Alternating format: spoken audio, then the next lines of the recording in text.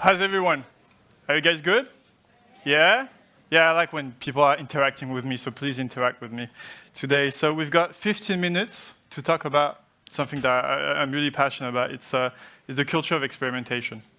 My name is Alex. I've been working at Accor for the past 4 years as a head of experimentation. So something that I really like to begin with is understand how many of you are running A/B tests within the company. Can you raise your hand? Not everybody? Okay, that's really good. So could you participate a little bit? Could you tell me the difference between an A/B test and experimentation?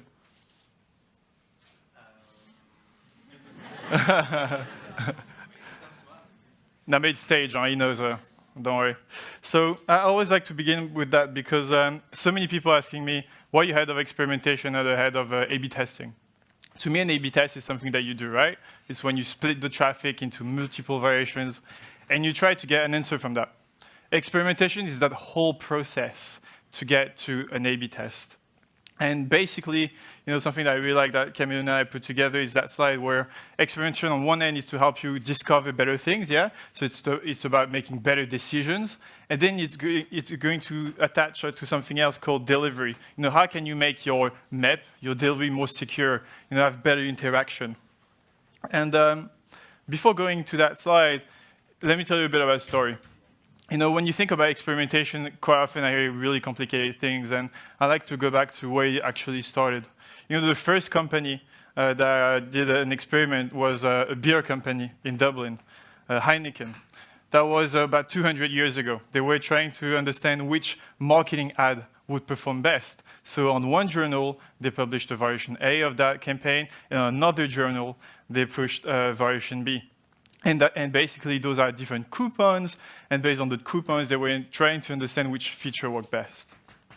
So experimentation and A/B tests really started at this stage, and same for Google. Google started doing A/B tests in 2006 with very, very simple tests. I'm saying all of this because, again, experimentation is a framework that is attached to different problems that you may have as a product audience. So things that I occur often when we talk about problems in product are called, solving user pain points. How many of you are trying to solve user pain points? Raise your hand. Okay, good. So maybe experimentation is important for you.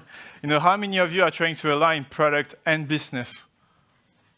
Okay, that's it? Everybody's aligned? Okay, that's cool. We're not working in the same company. That's normal. Anyway, and you have de-risking, you have prioritizing your product backlog. Obviously, that's really, really important. So over my 4 years at Accor, we've put together that framework. It's not something that I own. It's not the absolute truth. I think no one knows the truth, so you can steal it, share it, say it's crap. But that's from my personal experience. And before that, because I was working in digital transformation, I'm a big fan of using 3 Ps, something that is a bit sticky. And those 3 Ps are coming from something that can talk to all of you.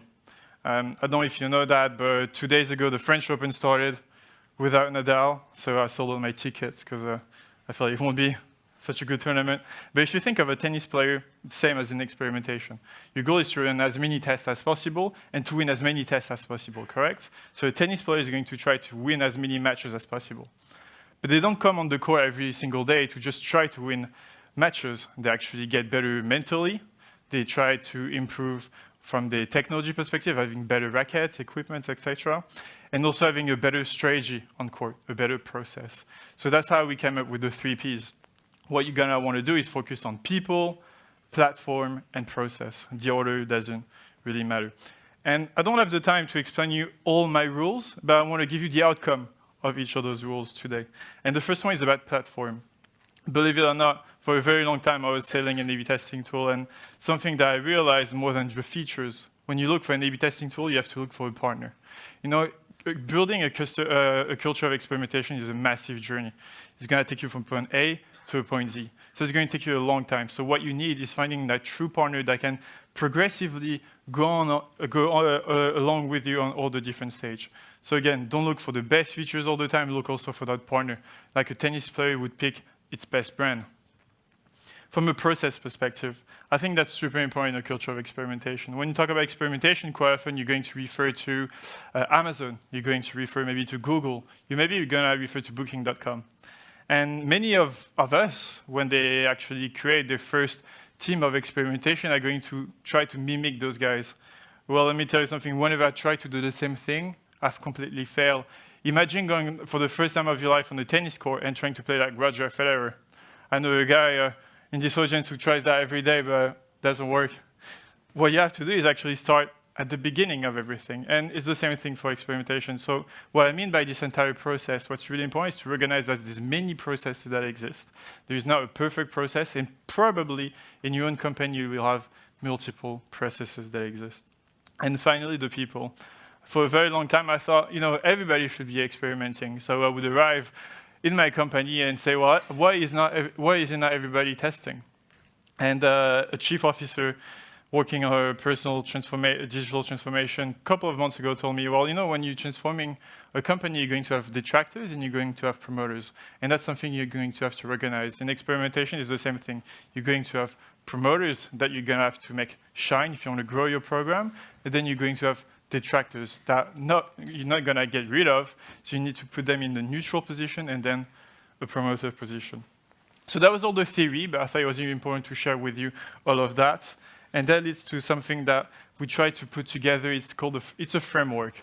It's different levels that can help you picture where you're at right now, where you can go. And again, it's based on my personal experience. For some companies, there are 2 levels, 10 levels. There's so many ways to do things. It's more about sharing, again, what we have achieved at Accor. So those 4 levels starts like that. Let me tell you a bit about my story. So when I joined the group, again, 4 years ago, they were running barely any tests. The first thing that someone told me the first day I arrived was, this company, nothing changes. It's impossible. The second thing was from a tech person saying, well, A/B tests is bad for performances. Our backlogs are full. It's impossible for us to build anything else. And the third thing was from a top vice president telling me, well, how impossible it is to do experimentation. So instead of just letting things down, I just started to find my champion. I remember that from back in the days when I was in sales, we were always looking for that champion to actually kind of try that POC, so that proof of concept with something that we were trying to sell, and then share that results with everyone. So I've done the same thing. I found a product owner, and I found a business owner. And together, we started building a couple of very simple A/B tests. At this level, what's really important is getting people around your idea. The process doesn't matter. It doesn't matter if you would play tennis, if you play well, if you don't play well. No, what's important is that you get started. From a platform perspective, you have this unique opportunity to not have a technical debt. So without that technical debt, you're able to find the right partner. So what you should look after is someone that can take you from, again, point A to point Z. And a good example of what we would do back in the days was trying to use the WYSIWYG to do just some simple offer testing. We all have those offers, I believe, in either e-commerce or any type of businesses. We're trying to acquire new customers, which we try to increase the lifetime value of a customer, and offers are a great way to do so. What's really interesting about offers is typically they're not really click, yeah? So you're trying to maybe modify the images, the headlines, the CTAs. Sometimes it may seem like really simple, but it's a good way to start. And we're able to achieve sometimes plus 70% clicks on those offers, which was a pretty decent win, if you ask me, when you get started. So that step 1 took me about a year. So as you can imagine, it's not the easiest process. Yeah, you're going to spend a couple of weeks without testing, more pitching people to tell them what's an A/B test, how to run an A/B test, what's the entire thing about experimentation. But as soon as you start getting a few wins, what you're able to do is go to the next step. The next step, we called it share and square. Obviously, like I said before, using your promoters to go even further and create a community is really that secret in step 2. And that's what we've done. We started creating Come Up, where different people would come around and try to ask about the results, if they could do the same thing. And that's when we started to be able to introduce something called feature flagging. Product owners would come to us saying, well, we want to deploy this new feature, but we're unsure about the performances. We're unsure if we're going to develop it well, so we want to do it progressively. That was really interesting because as soon as you move along that path, you see that straight away from step 2, you're able to also increase your platform perspective without even the sales guy having to tell you this is the next new feature for you. From a process perspective, it's really interesting. Now that you started to run some A/B tests, you now have a backlog. So you want to be able to either prioritize or get new ideas to your product owners. Therefore, we started running some low-hanging fruits audits. And people, it was the time for us to start creating a team. And with me, I had one evangelist, because we kept that thinking that experimentation needs to be shared and not to be owned. And we started to have some developers. It was really cool because moving from very simple tests on the WYSIWYG, using feature flag, we're able to test hypotheses that potentially actually could harm our conversion rate. Sometimes it's not only about getting better, it's about not getting worse. That's a really common test that you can see in many, many e-commerce. When you have a gallery, you want to be able to show what you see on the right. Potentially, you want to see pictures with lots of images, so you're going to show that number of images. That's sometimes the best UX practice. We're wondering what would be the impact on our user experience, and especially on our business KPIs. What we realized is that it increased tremendously, that opening on the gallery. But then, because we were showing them so many pictures and they were getting lost after 30, 50, 60 pictures, people would just drop off. That drop-off could have cost us millions.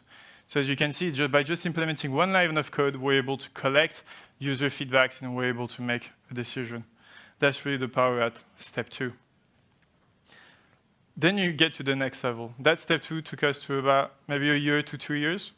Once you're able to grow that community, there's something that you cannot control, but it's called getting something back. What I mean by getting something back is once your organization recognizes that your practice could be important, you may have the chance to become a head of experimentation or a head of CRO. Well, before I was part of product analytics, and by creating this team, that gave us a lot more power to test much bigger things. That's when processes become a lot more important because you have a much bigger team as a head of. And now what you want is being able to be included in future teams, like would be a designer or a product analyst. From that, we're able to create something that we can call a center of excellence. And my job changed really much from just trying to acculturate new people now to manage a team, train a team, continue pitching, and adapt. From a platform perspective, when you start reaching that also level from 50 to 100 tests, a lot more things get into the equation. Something that we really wanted to do is be able to integrate our platform to our own tech stack. And that's what we've done with the GitHub integration. Once you reach that level, something, again, that is really interesting is the tests are going to get much bigger. From only being able to test a few components to then product logic, we're now testing user experience logic, where maybe we would combine pages, try to do something that our competitors were doing. What you can see on this page is on the control, you have our current product page, and then we started to test a variation similar to Booking.com or Expedia. What you don't see on this test is actually taking that decision and having a winner made us combining teams. So now you have experiments that don't only impact the user experience, but also impact your company experience. It allows you to improve on resources, get new framework, new processes, etc. And then there's the last stage. The last stage is something that you can live every day. Once you have this center of excellence, you need to adapt. In a large organization, as you may know, things change all the time. And what's really interesting as a head of experimentation is that you need to adapt to those teams. Processes now, you need to be fully integrated to future teams. If you're not fully integrated, then things are not sticky. So that's something that you must do. And the platform, then that's when you look at impacting much bigger KPIs, not only your product KPIs, but your business KPIs. So you see you need that integration to your data warehouse. And to illustrate a few things, when you think about testing much bigger things than the user experience, you realize that experimentation doesn't only apply to the UX, but apply to everything in business, yeah? Experimentation is used every day in physics, in so many areas in our lives. And that's when you start realizing that you can test other things, such as, for us, it's been user feedback collection. By default, you're going to usually use a SaaS, but how about testing it versus a tool in-house? Without experimentation, you will never know which one performs best. Something that we all must agree on is that experimentation or A/B test is a gold standard in decision making. Something else that we also evaluated is partnerships. Partnerships are massive things in businesses. They cost us lots of money because sometimes they can promise upsell or cross-sell that are worth millions, but they cost millions. And as product owners, you may want to be able to validate that partnership, especially with business teams. By testing this partnership, we're able to make a decision based on data and may not lose millions. So if you had to remember just one thing about this presentation is that experimentation is not something that you do, okay? It's how you do things. And that's how you're going to create the biggest impact by creating a culture of experimentation within your own products.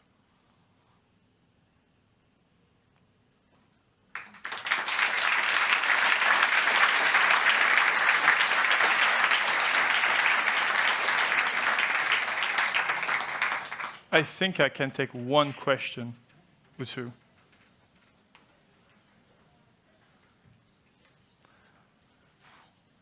I think you had a question, yeah? What's an A/B test? Do you know now? Yeah. So what's the difference? Okay. Any questions? Yeah?